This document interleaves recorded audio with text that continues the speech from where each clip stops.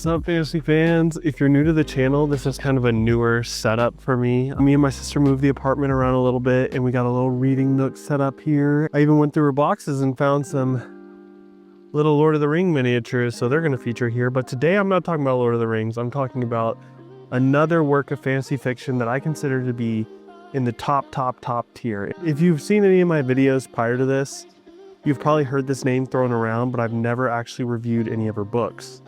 If you could tell from the decor, or just from the title of this video, I'm going to be talking about the Farseer Trilogy by Robin Hobb. The man who must brag for himself knows that no one else will. Very little worth knowing is taught by fear. The fight isn't over until you win. Nothing takes the heart out of a man more than the expectation of failure.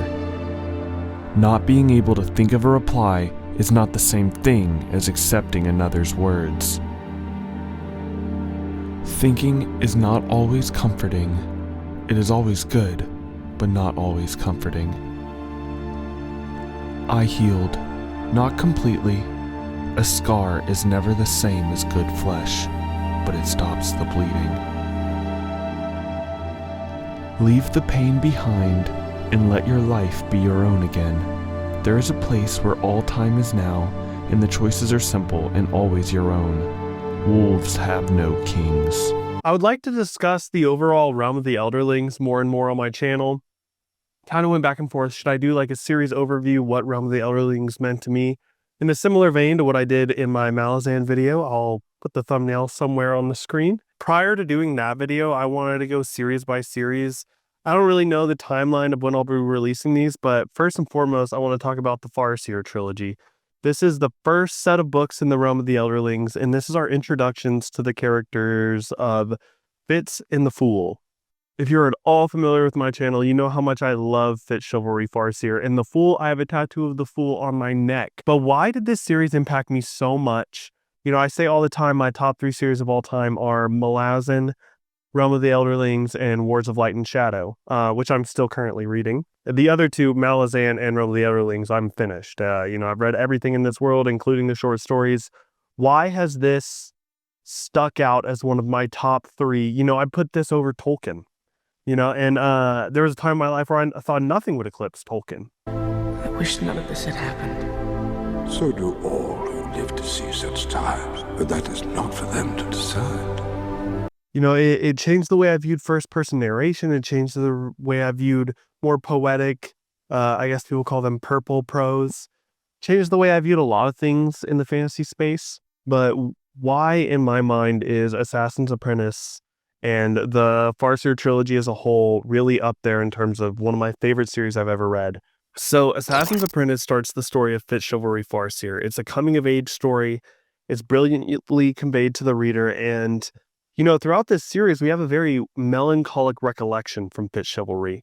You can tell from when he addresses the audience in a similar vein to like the Sun Eater books, that there is a sort of melancholy that permeates this recollection, that things are not going to go well. And Robin Hobb has kind of made a name for herself. People think of her books and they think of them as being very sad. They're almost like the cry porn of fantasy. And they're just seen as these very tragic stories.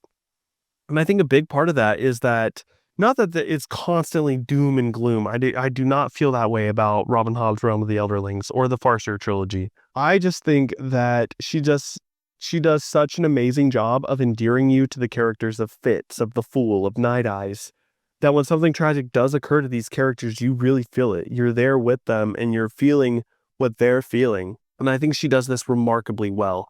So in book 1, Assassin's Apprentice, we get the character of Fitz Chivalry. Though he doesn't have that name yet, he's just the boy. And he is taken by his maternal grandfather to Buckkeep to say, hey, this is your crown prince's get.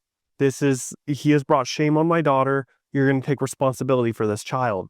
What this series, I think, does so remarkably well, both in its magic system, in its prose, and its plotting, and its inner character monologue, it all services the themes of connection. So Fitz is thrust into this place that doesn't really want him. He feels like he's drowning, like he's coming up for air, like he's not able to form these emotional connections that he really, really yearns for. And this goes on throughout the whole Farseer trilogy, and even on into the rest of the realm of the Elderlings. Fitz is constantly yearning for this sense of connection, and it's also ties into the magic system. So in this world, we have the skill and the wit, which the skill is a type of mental magic where you can form bonds with other humans. And the wit is a similar type of magic, but it is more with animals. There's a bigger distinction between the two magic systems than just humans and animals.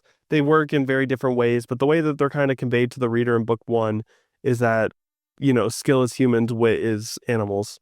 And the wit is kind of seen as this dirtier form of magic.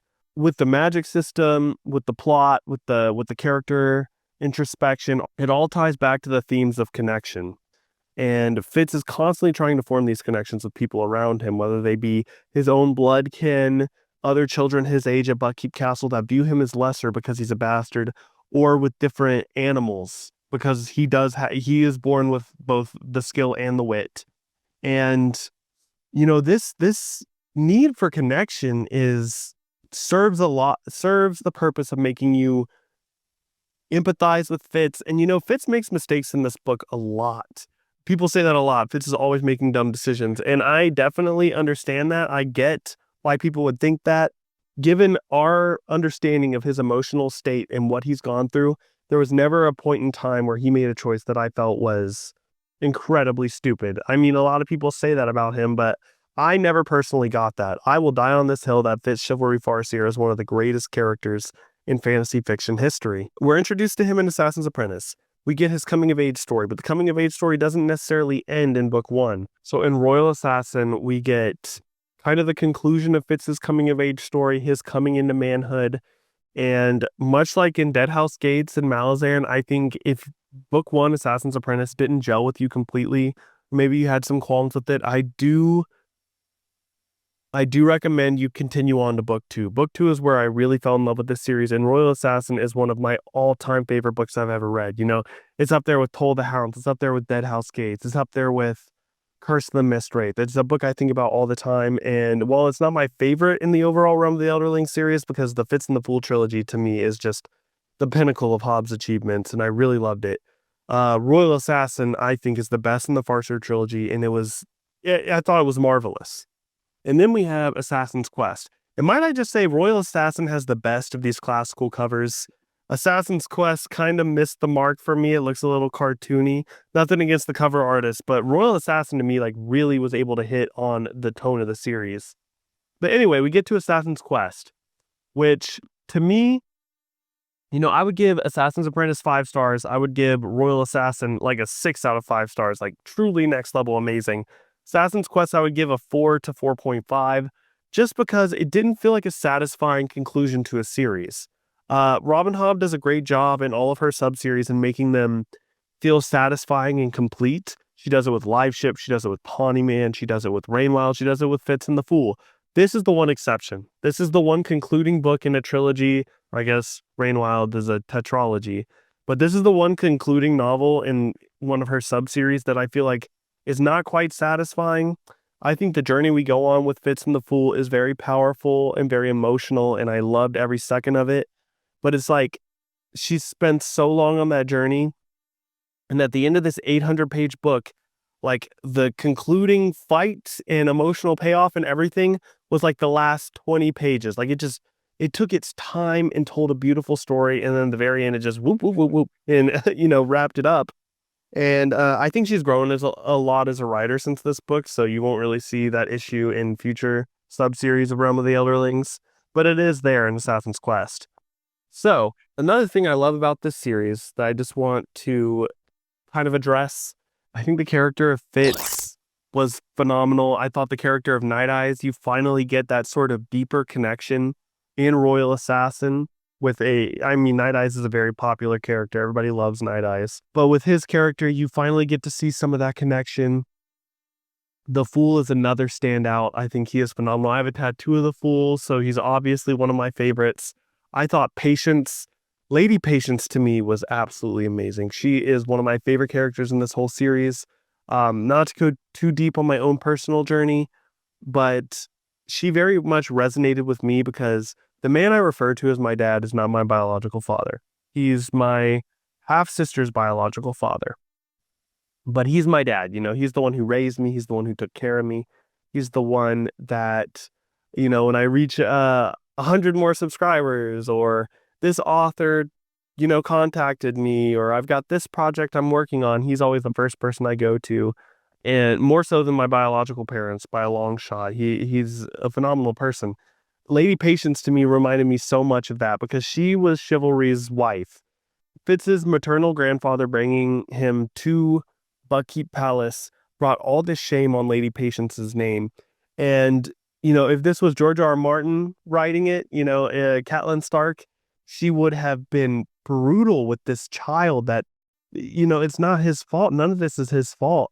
And to me, the way Catelyn Stark failed Jon Snow is the way Lady Patience would never fail Fitz. All this horror that's come to my family. It's all because I couldn't love a motherless child. The love she has for this boy that is not her own is bottomless. Her strength of character and her staunch defense of this boy that is supposed to be under their court politics, supposed to be her shame. And she treats him like he is the most cherished treasure. And for that, I will always respect Lady Patience. I think she is one of Hobbes' best characters. I absolutely adore her. Another character that has my utmost respect. I don't want to get into spoilers, but Burrich doesn't really want to take care of this child when he's first given, Fitz. He's like, oh man, why am I given this duty? And you can kind of see it come through in his words and in his actions. And as the books go on, you see glimpses into the very empathetic and compassionate man hidden behind all that terseness. And then another character that I thought was phenomenal, Kettricken. Kettricken is a character, there are many times where Fitz felt like he was about to break in this. He never did, but there were times where I questioned, is Fitz going to break from this? Never once, no matter how bad her hardships got, did I think Kettricken would ever break. She is one of those characters that is unbreakable. Just her will not shatter. And I thought she was inspiring and another amazing character in this series. The character work, the prose, the magic system, it all serves the themes of connection. And this isn't just, with the Farseer trilogy. This goes on to the live ships, to Tawny Man, to Rain Wilds, to Fitz and the Fool. And I just think Realm of the Elderlings is a phenomenal series. All right, so that's twice that my camera has stopped recording this video, so I'll probably just Frankenstein a review together. But yeah, the characters, the prose, the magic system, this world of the Six Duchies, and later on in Bingtown and the Rain Wilds, Robin Hobb has crafted one of my favorite worlds to inhabit, one of my favorite worlds to go back to.